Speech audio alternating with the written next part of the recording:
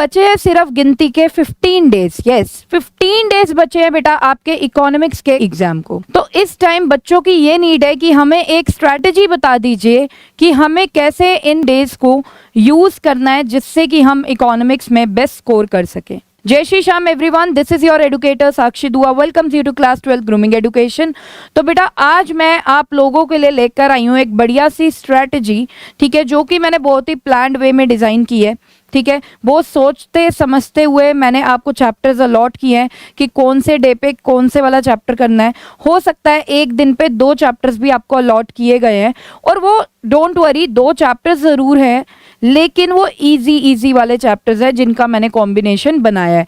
और जो most difficult chapters है जैसे national income, determination of income and employment, तो इनको मैंने बेटा एक दिन ही अलॉट किया है, एक यूनिट को। जो मोस्ट डिफ़िकल्ट है, जो इजी है, उन्हीं को ही क्लब करके 2 चैप्टर्स को एक दिन में किया है। चलिए तो बात करते हैं हमारी लास्ट 15 डेज की स्ट्रैटेजी क्या होनी चाहिए अगर हम इकोनॉमिक्स के एग्जाम में अपना बेस्ट देना चाहते हैं। तो आइए बेटा देखते हैं। सबसे पहले डे 1 पे क्या करना है, हमें मनी एंड बैंकिंग प्रिपेयर कर लेना। देखिए मनी एंड बैंकिंग बहुत ही सिंपल यूनिट है ना मैक्रो इकोनॉमिक्स की, जो आपको जनरली कॉमन अवेयरनेस भी रहती है इन सब चीज़ों की, तो है ना, कि बैंक्स क्या होते हैं, मनी क्या होती है, ये जनरली आपको पता भी होता है, तो ये आपको ज़्यादा टाइम कंज्यूमिंग नहीं रहेगी। नेक्स्ट बेटा गवर्नमेंट बजट, ये दोनों यूनिट्स ही ऐसी हैं, गवर्नमेंट बजट और मनी एंड बैंकिंग दोनों यूनिट्स ऐसी हैं कि अगर आपने इसको प्रिपेयर किया तो ज़्यादा टाइम नहीं लगेगा, बहुत ही ईजिली एक दिन में ये दोनों यूनिट्स आराम से ख़त्म हो सकती हैं। ठीक है, और यहाँ पर मैं आपको ये भी बता दूं, ये मनी एंड बैंकिंग 6 मार्क्स की आएगी आपके एग्जाम में, और गवर्नमेंट बजट भी 6 मार्क्स का आएगा। तो मतलब डे 1 पर ही आपके 12 मार्क्स पक्के हो जाएंगे अगर आप इनको अच्छे से कर लें। अब मैम अच्छे से कर तो लें, बट करें कहाँ से? तो बेटा डोंट वरी, हमने आप लोगों के लिए वीडियोस बना रखी हैं, गवर्नमेंट बजट की भी एंड मनी एंड बैंकिंग की भी। कुछ भी नहीं करना, हमारे चैनल पर जाना है और हमारी वीडियोस को देखना है। हमने सिर्फ इंपॉर्टेंट क्वेश्चंस की वीडियोस बनाई हैं, ठीक है, आपको पूरा चैप्टर नहीं करा रहे हैं, सिलेक्टेड टॉपिक्स आपको कवर अप कराई है हमने अपने वीडियोस में, तो वो आप जाकर ज़रूर देखिए। ठीक है, तो आपके डे 1 पे ही 12 मार्क्स पक्के हो जाएंगे। चलिए चलते हैं डे 2 पे। अब डे 2 पे क्या करना है बेटा, डे 2 पे आपने चैप्टर 1 जो है आईईडी का, इंडियन इकोनॉमिक डेवलपमेंट का, that is Indian economy on the eve of independence, ये कर लेना है। साथ में एनवायरनमेंट एंड सस्टेनेबल डेवलपमेंट, ये 2 चैप्टर्स इजी चैप्टर्स हैं। ठीक है, कंपैरिजन अगर मैं करूं तो इस वाले Indian economy on the eve of independence में हो सकता है आपको थोड़ा सा ज़्यादा टाइम लग जाए, but environment and sustainable development में इतना ज़्यादा टाइम नहीं लगेगा। तो इन दोनों चैप्टर्स को आपने डे 2 पे ख़त्म करना है। नेक्स्ट बेटा डे 3 नेशनल इनकम के लिए। जैसे कि हम जानते हैं कि नेशनल इनकम की जो यूनिट है वो 10 मार्क्स की आने वाली है हमारे सीबीएसई के एग्ज़ाम में। तो डे 3 जैसे कि हम जानते हैं कि नेशनल इनकम थोड़ा टिपिकल चैप्टर है, तो इसकी थियोरी भी है, इसका प्रैक्टिकल पोर्शन भी है ना, न्यूमेरिकल्स हैं। तो बेटा डे 3 पूरा का पूरा एक दिन आपको नेशनल इनकम के लिए ही यूज़ करना है। ठीक है, अच्छा एक चीज़ और ध्यान दीजिएगा, डे 3 पे आप जो कर रहे हैं तो डे 2 पे आपने जो किया था उसको पहले रिवाइज करके ही आप डे 3 का कंटेंट रेडी करना शुरू करें। मतलब आपने जो एक दिन किया आप उसे नेक्स्ट डे रिवाइज ज़रूर कर लीजिए। ठीक है, तो इससे क्या होगा, इससे आपकी मल्टीपल रिविजन्स हो जाएंगी। मल्टीपल रिविजन्स मतलब मेनी टाइम्स रिवाइज हो जाएगा बेटा। तो जनरली होता है ना आप लोगों को कि लर्न किया और हम भूल गए, तो ऐसी वाली सिचुएशन आपके साथ नहीं आएगी। जब आप मल्टीपल रिविजन्स करते हो ना तो आपकी रिटेंशन पावर ठीक रहती है। तो इसीलिए मैंने बोला कि आप जो डे 1 पे कर रहे हो, ठीक है, उसे डे 2 पे रिवाइज करो पहले, फिर डे 2 का कंटेंट न्यू वाला करो।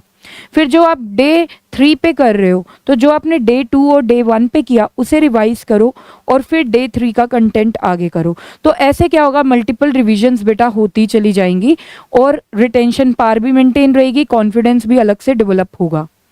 चलिए नेक्स्ट डे 4 पे क्या करना है। डे 4 पे आपके 2 चैप्टर्स आपको प्रिपेयर करने हैं। सबसे पहला comparative development experiences of India with its neighbours. बच्चों को ये चैप्टर थोड़ा सा डिफिकल्ट लगता है, जबकि यहाँ पे बेटा इस चैप्टर में इतना कुछ है ही नहीं। इंपॉर्टेंट क्वेश्चन अगर आप देखो तो हम प्रिडिक्ट कर सकते हैं, हाँ ये 3-4 इंपॉर्टेंट क्वेश्चन है जो आ सकते हैं। इस पर हमने वीडियो बनाई हुई है, ज़रूर जाके वो वाली वीडियो देख लें बेटा, स्पेसिफिकली कंपार्टमेंट स्टूडेंट्स के लिए है वो वीडियो। बैलेंस ऑफ पेमेंट साथ में आप कर लीजिए यूनिट बैलेंस ऑफ पेमेंट्स, जो कि बहुत ही इजी यूनिट है मैक्रो इकोनॉमिक्स की।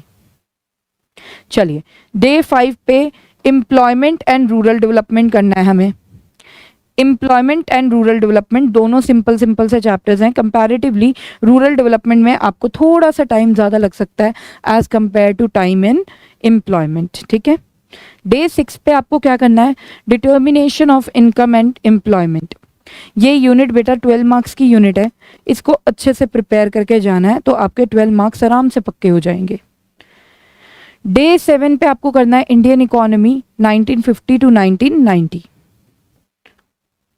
डे 8 पे आपको करना है बेटा एलपीजी या जिसे आप इकोनॉमिक रिफॉर्म्स कह सकते हैं और ह्यूमन कैपिटल फॉर्मेशन।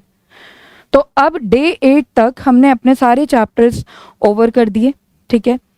अब हम क्या करेंगे, अब मोस्ट इंपॉर्टेंट है, इनको तो आगे कुछ स्किप नहीं करना है बेटा। प्रीवियस ईयर के पेपर्स वो ज़रूर करके जाने हैं, एटलीस्ट 4 सालों के। तो ये जो डे 9 ऑनवर्ड्स रहेगा ना हमारा काम, ये रहने वाला है कि हम प्रीवियस ईयर के पेपर्स करेंगे। जैसे डे 9 पे आप 2021 का कर लीजिए प्रीवियस ईयर का। डे 10 पर करिए 2020 का पेपर इकोनॉमिक्स का। डे 11 पर करिए बेटा 2019 का इकोनॉमिक्स का पेपर। डे 12 पर करिए 2018 का इकोनॉमिक्स का पेपर, ठीक है। तो ये पेपर्स आपको कहाँ पर मिलने वाले हैं, तो ये पेपर्स बेटा आपको सीबीएसई की मेन वेबसाइट से मिल जाएंगे, ठीक है। तो सीबीएसई की मेन वेबसाइट से आप डाउनलोड कर सकते हैं प्रीवियस ईयर के पेपर्स। इस पर मैंने वीडियो बना रखी है, इसका लिंक भी हम डिस्क्रिप्शन में दे देंगे, तो आप वहाँ से जल्दी से डाउनलोड कर लीजिए। और ये आपका काम रहेगा डे 9, 10, 11 एंड 12 का, लास्ट 4 ईयर्स के कंपार्टमेंट पेपर्स। तो आई होप गाइज ये वाली वीडियो आपको अच्छी लगी होगी, आपको यूज़फुल रहेगा। ये आपके लिए बेस्ट स्ट्रैटेजी है, इसके अकॉर्डिंग चलना तो आप अच्छे से प्रिपरेशन कर सकते हैं अपने इकोनॉमिक्स के एग्ज़ाम की और बढ़िया स्कोर भी करेंगे। तो यहाँ पर इजाज़त चाहती हूँ सेशन को एंड करने की। मिलते हैं हमारे नेक्स्ट सेशन में। Till then bye bye, take care, जय श्री श्याम।